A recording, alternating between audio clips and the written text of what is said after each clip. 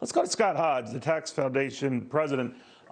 They had an interesting study, I think it was last week, that took a look at combined rates in this country. Corporations are paying not only at the federal level, but what they pay in many states. And that combined rate, now many countries don't have that. There are regional taxes in some countries, not all, that go on top of those country rates. But even allowing for that, it would put the U.S. in the unenviable position of having the highest combined corporate rates on the planet.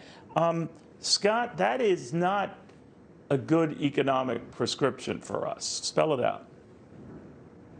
Well, not at all, Neil. In fact, economists at the OECD in Paris determined that the corporate income tax is the most harmful tax for economic growth. So to say that raising taxes, as Biden is proposing on corporations, is going to have no economic consequences is just plain false.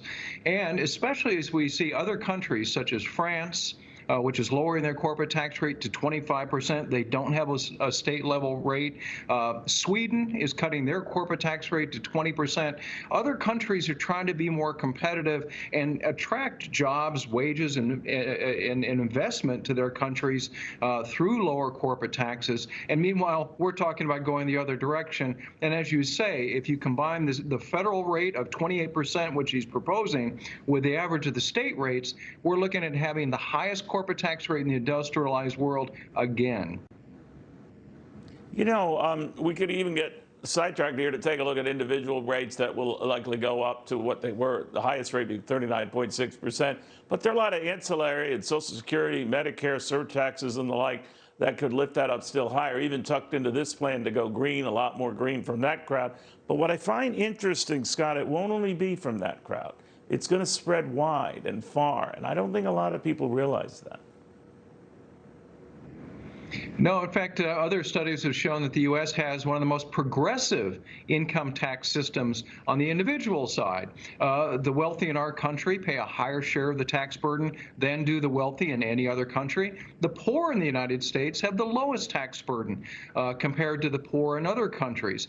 And that's because we do so much through things like the Earned Income Tax Credit, the Child Credit, and other things, in which we're essentially the IRS has become an extension of the welfare state, expanding a lot of benefits through the tax code that other countries simply don't do.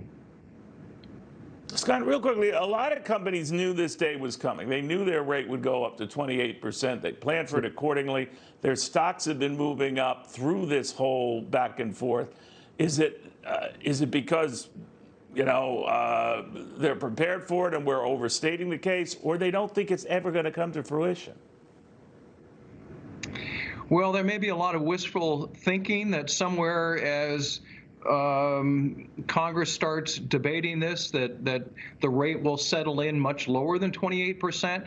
I think a lot of companies are hoping it'll settle in around 25%, and they think that they can live with that. The problem is that there are a lot of other tax increases in the Biden plan that would affect the tax base, which would expand and actually raise their effective tax rates beyond what that statutory rate is. So they could get, they could live with a 25% rate, but they may not be able to live with the changes that are happening or being proposed to the international tax rules that will dramatically increase their international tax liability.